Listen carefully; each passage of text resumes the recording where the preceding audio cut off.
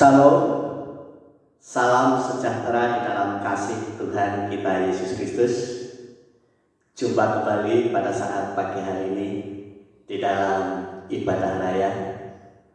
Dan ibadah raya pada pagi hari ini merupakan minggu terakhir di bulan Januari. Kita mengucap syukur sepanjang bulan ini Tuhan sudah memimpin di dalam kehidupan kita dan Tuhan sudah memberkati di dalam kehidupan kita. Mari saatnya pada pagi hari ini kita akan mendengarkan firman Tuhan. Mari kita akan satu hati di dalam doa. Kami mengucapkan syukur dan terima kasih Bapa atas kasih-Mu, atas kebaikan-Mu yang telah Kau nyatakan di dalam kehidupan kami sepanjang bulan ini. Di tahun 2021 Engkau sudah menyatakan kasih-Mu, Engkau sudah menyatakan kebaikan-Mu di dalam kehidupan kami. Dan kami akan terus mengingat akan kasih-Mu, akan kebaikan-Mu. Dan saatnya pagi hari ini Bapa, kami akan merendahkan diri di hadapan-Mu untuk kami bersama-sama mendengarkan firman-Mu. Buka hati kami Bapa, penuhi kami dengan kuasa Roh Kudus-Mu. Kami siap untuk mendengarkannya. Di dalam nama Tuhan kami Yesus Kristus, kami berdoa dan mengucap syukur. Amin. Kebenaran firman Tuhan pada pagi hari ini, Minggu 31 Januari 2021 berjudul Ingat kasih-Nya, ingat kebaikannya. Ini sangat penting untuk kita terapkan di dalam kehidupan kita, di dalam kita mengikut Tuhan. Mari kita akan membuka Alkitab kita masing-masing di dalam Injil Lukas pasal yang ke-17 ayat yang ke-11 sampai dengan ayat yang ke-19. Demikian firman Tuhan. Perikop berjudul ke-10 orang kusta.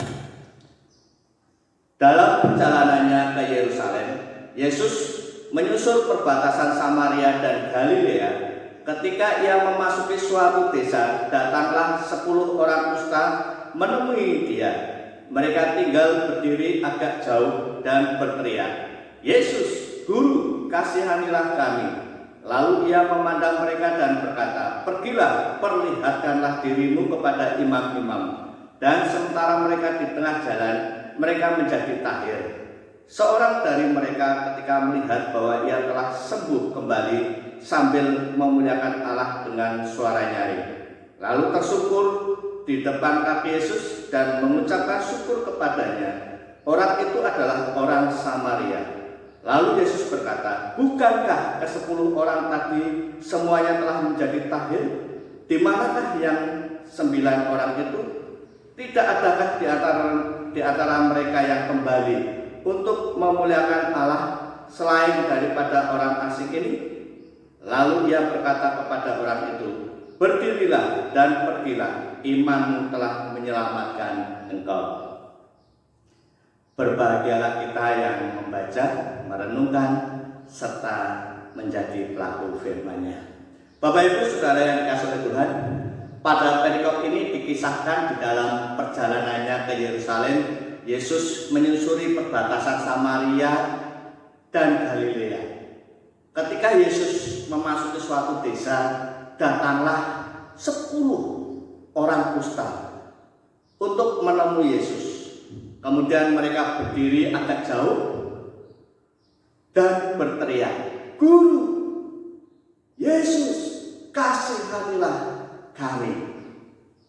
Kemudian Yesus mendengar teriakan mereka. Apa yang dilakukan oleh Yesus ketika Yesus mendengar teriakan 10 orang kusta ini? Yesus tidak langsung menyembuhkan mereka. Kemudian Yesus pun tidak menjanjikan kesembuhannya.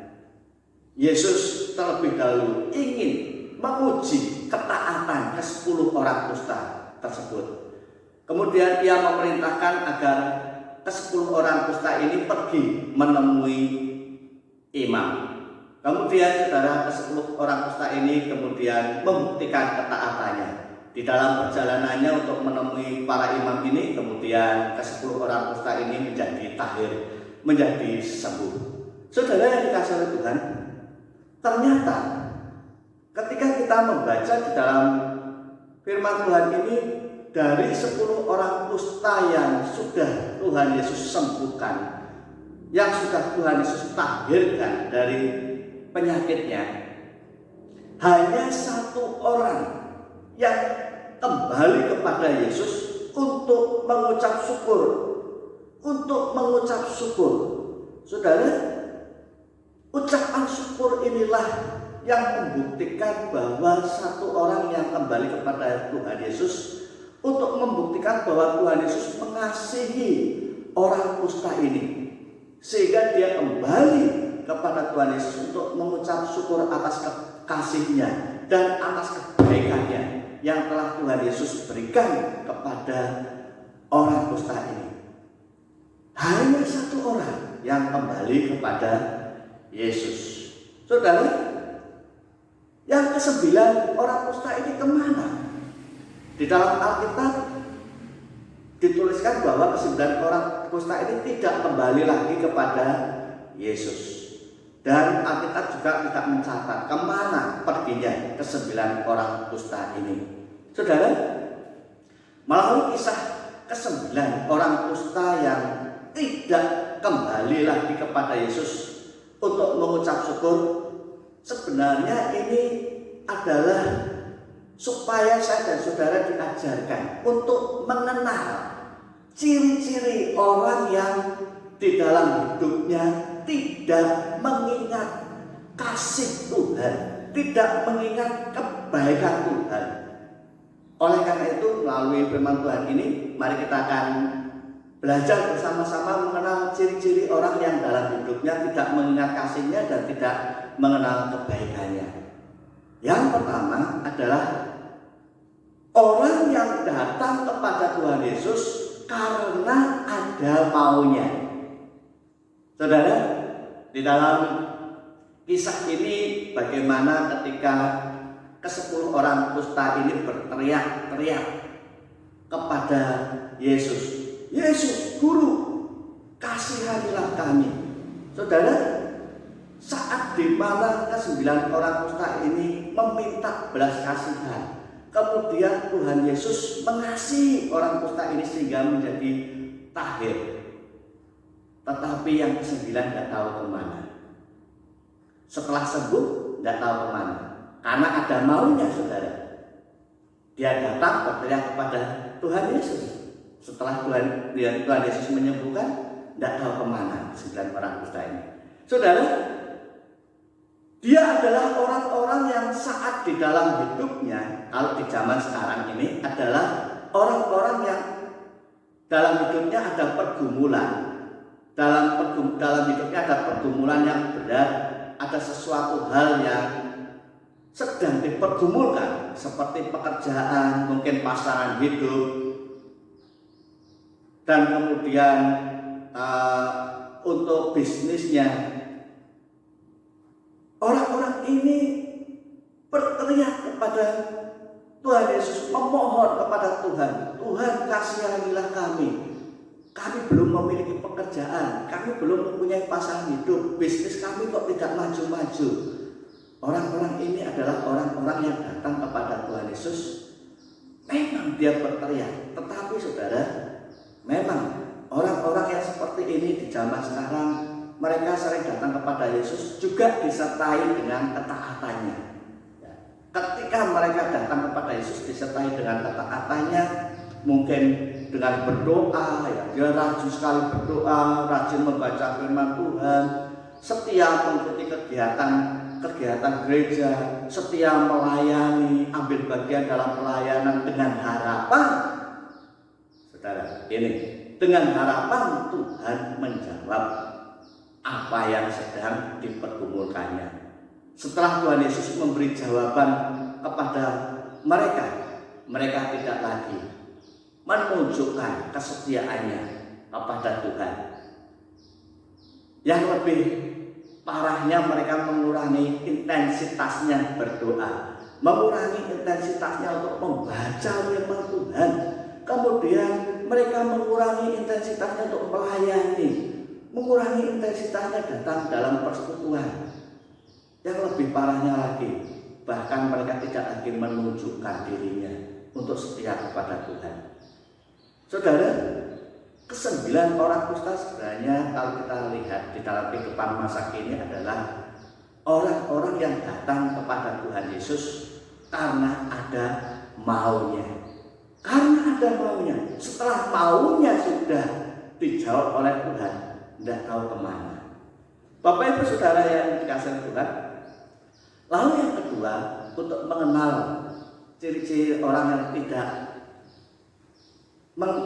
menunjukkan kasihnya dan tidak mengenal kebaikannya. Yang kedua adalah orang yang datang kepada Tuhan Yesus hanya untuk memanfaatkan kuasanya, memanfaatkan mujizatnya. Bapak Ibu Saudara yang dikasihi Tuhan, kalau kita juga melihat zaman sekarang, banyak orang Kristen yang datang kepada Yesus hanya untuk memanfaatkan Tuhan Yesus, supaya Tuhan Yesus menyatakan kuasanya, menyatakan mujizatnya.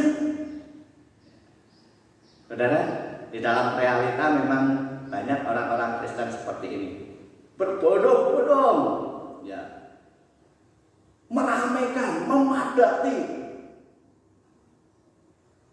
stadion olahraga dengan pembicara yang hebat, mujizatnya, saudara. Mereka dari jauh datang berbondong-bondong.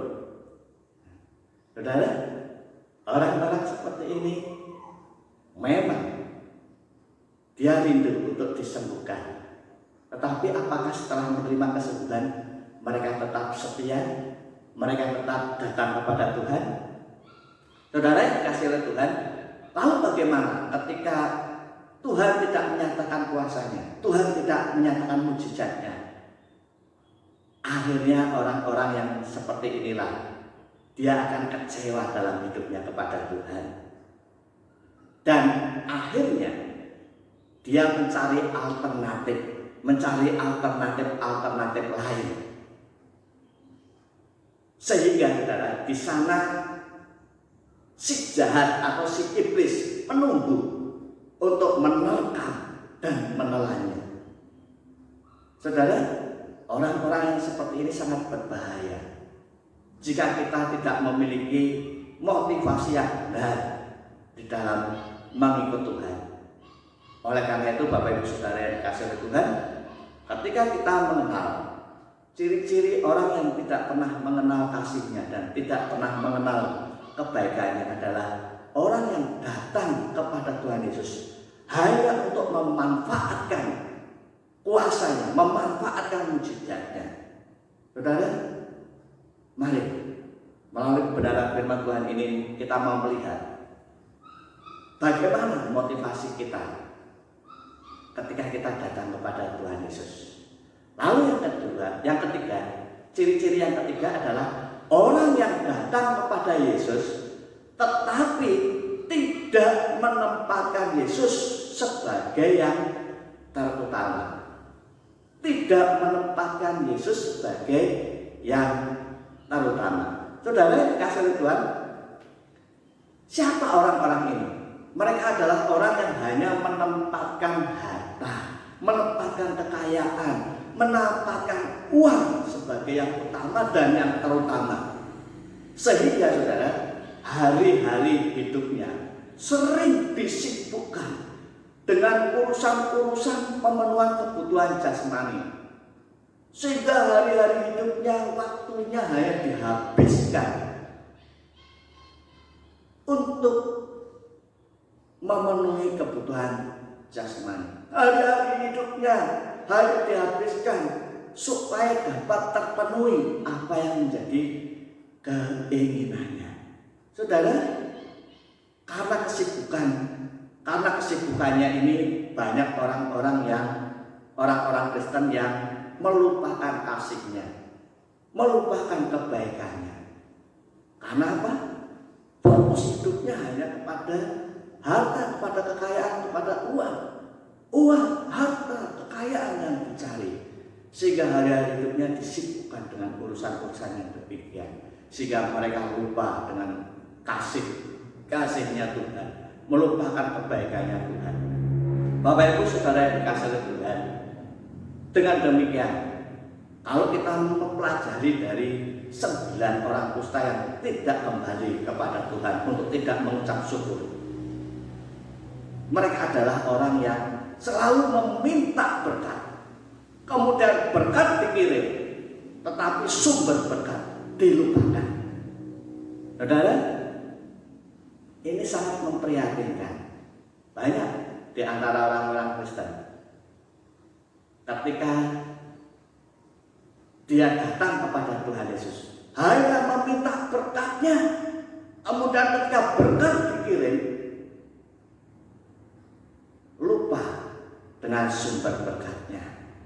Bapak Ibu Saudara yang dikasihi Tuhan, mari kita akan membaca Alkitab kita dan membuka Alkitabnya di dalam Mazmur pasal 103.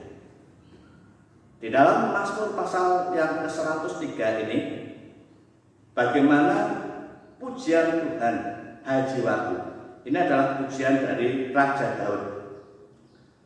Dari ayat yang kedua sampai dengan ayat yang kelima. Pujilah Tuhan, hai jiwaku, dan janganlah lupakan segala kebaikannya. Dia yang mengampuni segala kesalahanmu, yang menyembuhkan segala penyakitmu. Dia yang menebus hidupmu dari lubang kubur, memahkotai engkau dengan kasih setia dan rahmat. Dia yang memuaskan hasratmu dengan kebaikan, sehingga masa mudamu menjadi baru seperti pada burung rajawali. Bapak Ibu Saudara yang dikasihi oleh Tuhan, Raja Daud menuliskan di dalam Mazmur pasal yang 103 ini mengajak kita untuk mengingat-ingat, untuk mengingat-ingat apa yang sudah Tuhan perbuat, apa yang sudah Tuhan lakukan di dalam kehidupan kita. Di sini dikatakan Dia sudah mengampuni segala kesalahanmu. Ini yang harus selalu kita ingat, kebaikan Tuhan. Jangan kita hanya fokus hanya kepada harta, hanya kepada kekayaan, hanya kepada uang saja, sehingga kita melupakan bahwa Tuhan sudah menebus, Tuhan sudah mengampuni segala dosa kita. Wow, sangat menyedihkan ketika ada orang Kristen yang demikian. Tetapi mari kita akan belajar dari Raja Daud. Dia yang senantiasa ingat akan kebaikan Tuhan. Anak Tuhan yang sudah mengampuni segala kesalahannya. Tuhan sudah mengampuni segala dosa-dosa kita. Jadi jangan kita ukur kebaikan Tuhan ini hanya dari hal-hal materi saja. Jangan diukur kasih Tuhan itu, kasihnya hanya mencurahkan berkat-berkatnya saja. Lebih dari itu, yang harus kita ingat adalah kasih Tuhan yang sudah mengutus putranya ke dunia ini untuk menebus dosa saya dan saudara. Dia sudah mengampuni segala kesalahan dan dosa kita. Dia yang sudah menyembuhkan segala sakit penyakit kita. Kita ingat segala kasih Tuhan, kita ingat segala kebaikan Tuhan. Apa yang sudah Tuhan lakukan, kita sudah disembuhkan dari segala sakit penyakit kita. Bahkan kalau kita melihat di dalam ayat ini, Ia memahkotai engkau dengan kasih setia, dan masa mudamu menjadi baru seperti pada burung rajawali. Saudara, Tuhan telah mengampuni segala dosa-dosa kita. Dan kalau kita ingat berapa kali kita melanggar firman Tuhan, namun Tuhan telah mengampuni kita. Seharusnya yang harus kita ingat itu berapa kali kita sudah menyakiti hatinya Tuhan. Berapa kali kita sudah berdosa kepada Tuhan, tetapi Tuhan tetap mengampuni kita. Saudara, oleh karena itu, melalui kebenaran firman Tuhan pada pagi hari ini, bukankah kita ini orang-orang yang semestinya dimurkai dan binasa, tetapi karena kasihnya Ia rela mati di atas kayu salib menyelamatkan saya dan saudara. Mari kita akan bersama-sama belajar untuk mengingat kasih-Nya, untuk mengingat kebaikannya yang senantiasa telah Tuhan limpahkan di dalam kehidupan kita. Mari kita akan tunduk kepala mengucap syukur untuk firman Tuhan yang sudah kita dengar pada pagi hari ini. Bapa di dalam surga, kami mengucapkan syukur dan terima kasih Bapa. Melalui kebenaran firman Tuhan ini, Engkau mengajarkan kami untuk senantiasa mengingat kasih-Mu Bapa, mengingatkan kebaikan-Mu Tuhan. Sebab kebaikan dan kasih-Mu tidak kami ukur dengan harta, tidak kami ukur dengan kekayaan, tidak kami ukur dengan materi maupun uang, tetapi kasih-Mu dan kebaikan yang telah Engkau nyatakan di dalam kehidupan kami. Engkau telah mengampuni segala pelanggaran dan dosa kami. Engkau yang telah menebus dosa kami. Engkau yang telah menanggung dosa-dosa kami. Oleh karena itu Bapa, di dalam kehidupan kami saat ini, ketika kami melangkah, ketika kami menjalani hari-hari hidup kami, sudah banyak kasih-Mu yang telah menyatakan di dalam kehidupan kami. Kami ingin membalas kebaikan, kami ingin membalas kasih-Mu Bapa. Terima kasih Bapa, berkati untuk setiap kami sidang jemaat-Mu dimanapun mereka berada, demikian juga untuk setiap kami yang mendengarkan firman dimanapun mereka berada. Terima kasih Bapak, terima kasih. Kami juga mengucap syukur Bapak sepanjang bulan ini. Engkau sudah memberkati untuk setiap kehidupan sidang jemaat-Mu dengan berkat-berkat yang melimpah. Kami terus menyerahkan Bapak untuk kehidupan dan penghidupan jemaat-Mu, untuk memasuki tahun, untuk memasuki bulan Februari, untuk minggu yang akan datang. Kiranya Engkau akan terus limpahkan berkat-berkat-Mu, berikan kekuatan kesehatan, berkati anak-anak-Mu yang saat ini sakit. Tuhan akan sembuhkan, Tuhan akan pulihkan. Berkati anak-anak-Mu yang sekolah, kiranya Engkau akan berikan hikmat kepada dan kecerdasan. Kami serahkan dalam tangan kuasa-Mu Bapa untuk seluruh aktivitas hidup jemaat-Mu, baik yang sebagai pedagang, sebagai petani, yang bekerja di luar kota, sebagai pegawai negeri maupun di swasta. Kami serahkan dalam tangan kuasa-Mu Bapa. Terpujilah nama-Mu Bapa, berkati kami semuanya yang saat ini sudah mendengarkan firman di dalam nama Tuhan Yesus. Kami berdoa dan mengucap syukur. Haleluya. Amin. Shalom. Tuhan memberkati kita semuanya.